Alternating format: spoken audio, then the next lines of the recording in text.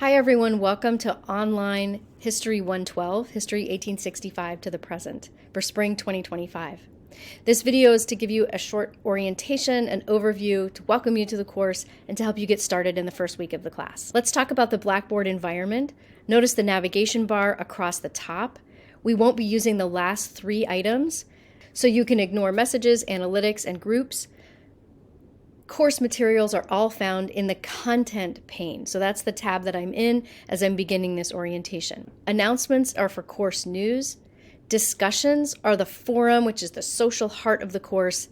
And gradebook is where you can access your grades and track your progress in the course. The very top thing in the content pane is a link to the textbook. So let's go there together. We use a free online college level American history textbook called the American Yop. If the word Yop is new to you, then look it up. It comes from a Walt Whitman poem. And in this class, we're only going to use the second half of the book.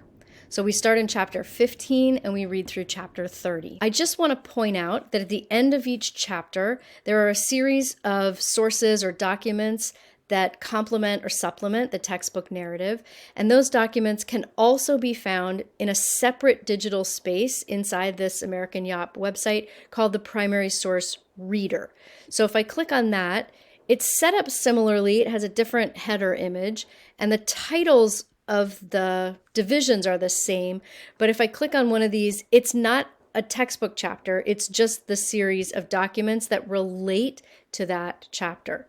As historians, we use documents like this in a number of ways, and so the authors of the textbook have just curated a group of them, which we can use throughout the class. So again, the reader is a supplement to the textbook, and I'm going to back out of the reader and return to the American Yop, which is the textbook itself. It's the textbook chapters that you're assigned to read throughout the units. And to support your understanding of and taking notes on those, I've created downloadable notes guides for each chapter, starting with chapter 16, and I've also recorded short video introductions to each chapter, starting with chapter 16. Jumping back into the Blackboard space and continuing in the content pane, let's look at course basics containing resources and materials that you'll need throughout the class. The very first thing is the syllabus. Let's open that together.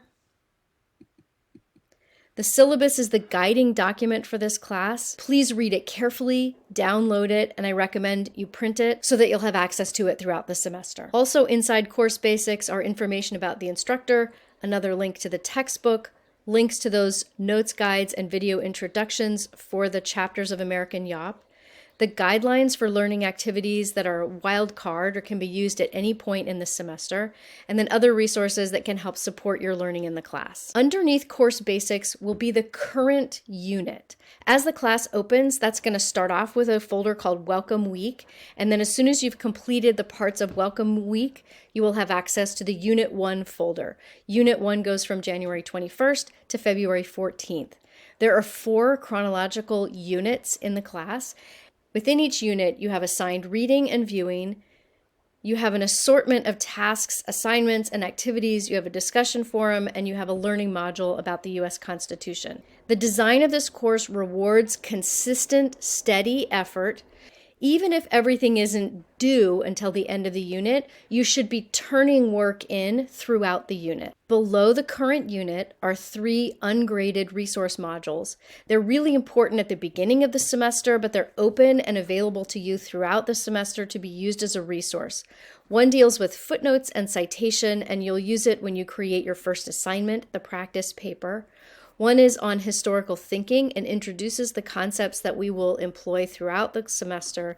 And the third one provides advice and support for writing effectively in history classes. Here's how to get started in the very first week of the class. Navigate to the Welcome Week folder and open the Welcome Week overview and task list. Please note, you have about a week to complete these assignments, but you should do them as soon as possible because you will not have access to the rest of Unit 1 until you've completed the Welcome Week tasks, of which there are 4.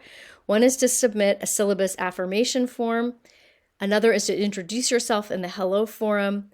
A third is to take a brief quiz on the content of Chapter 15, Reconstruction.